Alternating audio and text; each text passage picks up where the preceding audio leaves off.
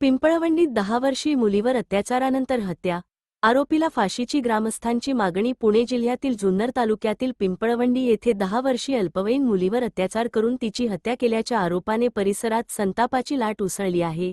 शेतमजूर कुटुंबातील या चिमुकलीचा गळा आवळून खून केल्याचा प्राथमिक आरोप 25 वर्षीय साहिल खैरे याच्यावर करण्यात आला आहे.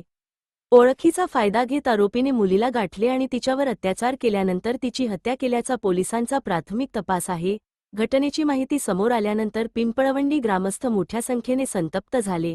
आरोपीला कठोरात कठोर शिक्षा द्यावी, तसेच फाशीची शिक्षा द्यावी, अशी जोरदार मागणी ग्रामस्थांनी केली. दरम्यान, पुणे ग्रामीणचे पोलीस अधीक्षक संदीप सिंह गिल रात्री घटनास्थळी दाखल झाले.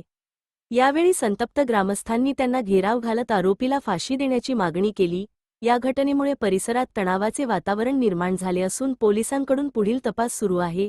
आरोपीविरोधात कठोर कारवाई करण्यात यावी, अशी मागणी ग्रामस्थांकडून करण्यात येत आहे.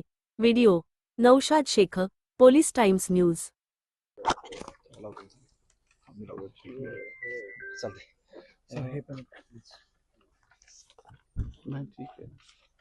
सर नेमकी काय घटना घडली? तुम्ही आता व्हिजिट केली, आरोपी ताब्यात घेतलाय किंवा काय?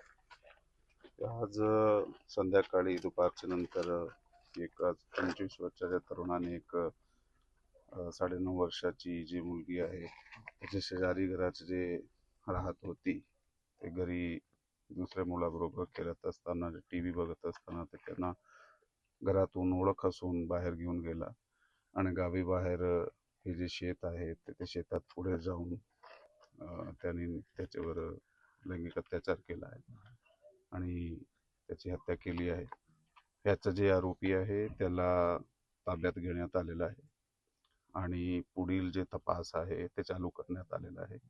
सध्या आमची फॉरेन्सिक टीम जागेवर आहे आणि त्या जागेचा पंचनामा पाहणी हे चालू आहे आणि वैद्यकीय तपासणी जी आहे ती त्याची प्रोसेस सुद्धा चालू आहे. थँक्यू. दादा, आज जी काही घटना घडली साधारण किती वाजता घडली आणि तुम्हाला कसं समजलं आणि पोलिसांनी येऊन साधारण काय ताब्यात कोणाला घेतलंय का, काय परिस्थिती? आज दुपारी साधारणतः 2 वाजण्याच्या दरम्यान एक मिसिंग मुलगी झाली असे समाजामध्ये एक मेसेज गेला.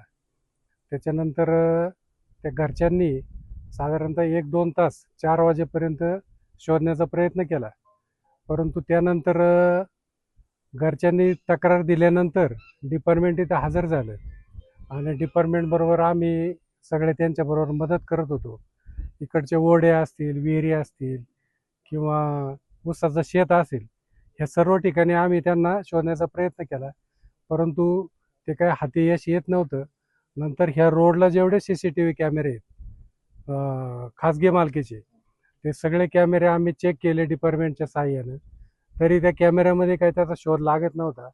नंतर साधारणतः 8च्या दरम्यान संशयित एका आरोपीला त्यांनी ताब्यात घेतलं डिपार्टमेंटनी आणि ताब्यात घेतल्यानंतर त्यांनी त्यांच्या पद्धतीने विचारल्यानंतर तिथं पिंपळवंडीचं लेंडेस्थळ आहे, त्या लेंडेस्थळाचा एक ओढा आहे, त्या ओढ्याच्या कडेला त्यांनी तिथं त्या चिमुरडीला तिचं काय म्हणू आपण त्याला अत्याचार करून तिचा खून केल्याचं निष्पन्न झालं आणि त्यांनी ते जागा स्पॉट दाखवला आणि त्याच्यानंतर ते क्लिअर झालं का ह्या व्यक्तीनेच हे सगळं केलेलं आहे. त्याच्यानंतर फॉरेन्सिक लॅबची टीम आल्या, पोलीस डिपार्टमेंट आले, ओतूरचे असतील, आळेपाट्याचे असतील, नारायणगावचे असतील, सर्व आमच्या लेंडे स्थळातल्या सगळं युवकांनी आणि ज्येष्ठांनी सगळ्या डिपार्टमेंटला सहकार्य केलं. त्यांना हवं नव्हते रात्रीच्या वेळेला टॉर्च वगैरे किंवा अंधारात इकडं जाणं, तर आमची मुलं पहिली पुढं जायची, नंतर डिपार्टमेंटला सहकार्य करून डिपार्टमेंट यायचं. त्याच्यानंतर त्या बिचाऱ्या मुलीचा मृतदेह तिथं सापडला. त्याच्यानंतर फॉरेन्सिकची लॅब तिथं गेली आणि हा सगळा घटनाक्रम पाहिल्यानंतर प्रत्येक व्यक्तीचं मन हे हेलावून गेले. अगदी आपल्या घरातली एखादी चिमुरडी जावी अशा प्रकारची सगळ्यांची एक मानसिकता तयार झाली होती आणि त्याच्यातून एक अतिशय दुर्दैवी घटना आहे आणि जे कोणी ही घटना केली असेल त्या नराधमाला फाशीची शिक्षा व्हावी ही आमच्या पिंपळवंडीकरांची आवर्जून मागणी आहे. आरोपी सोबत फिरत होता, माहिती देत होता, तुम्ही पण पाहिलं ना? हो हो. सीसीटीव्ही चेक करण्यासाठी फिरत होता. किती म्हणायचं हे धाडस म्हणजे? त्याचं हाईट एवढी आहे साहेब, ज्या वेळेला आम्ही पहिला सीसीटीव्ही चेक करायला गेलो त्यावेळेला तो आरोपी समोर बसला होता आणि ज्या वेळेला तो सायकलवरनं तिथं जाताना दिसला, संशयित बरं का, हा. तर त्यावेळेला त्याची एवढी हाईट, तो म्हणतो हे बघा मीच आहे हा सायकलवाला. एवढ्यापर्यंत ते म्हणजे त्याला काय देवाने ती सुबुद्धी म्हणावी का दुर्बुद्धी दुर्बुद्धी नाही, सुबुद्धीच म्हणावी का, ते शोधण्यासाठी त्याचं ते वाक्य तेवढं एक कामाला आलं असं. त्यांनी कुठं प्लॅनिंग या गोष्टी केल्या? नाही, ते आता कसं, आता प्राथमिक दर्शनी आम्हाला नाही सांगता येणार. बस धन्यवाद. त्याची काय नमस्कार. पार्श्वभूमी होती का त्याची? पार्श्वभूमी आता तो शेतीत काम करणारा मुलगा, त्याची पार्श्वभूमी तरी आपण म्हणजे असं कधी जाणवलं नाही आमच्या पिंपळवंडीकरांना. कारण ज्याला गरज लागेल त्या शेतकऱ्याकडे तो कामाला जायचा रोजंदारीने आणि परत घरी जायचे संध्याकाळी. आता इथले बरेचसे लोक अशी आहेत का ती रोजंदारीने कामं करतात. साधारणतः 20 ते 25 वर्षाचं वय असावं त्याचं. आणि ते चिमुरडीचं बालिकेचं 10 वर्ष, ती मला वाटतं चौथीला होती ना, चौथीला होती ती. काय नातेसंबंध, ओळख काय असं काही? नाही, तो फक्त आमच्या मळ्यातल्या, आमच्याकडेच जनरली ती लोक कामाला जास्त असतात, ते पाण्यातला होता आणि हा असं करेल असं कोणाला कधीही वाटलं नव्हतं.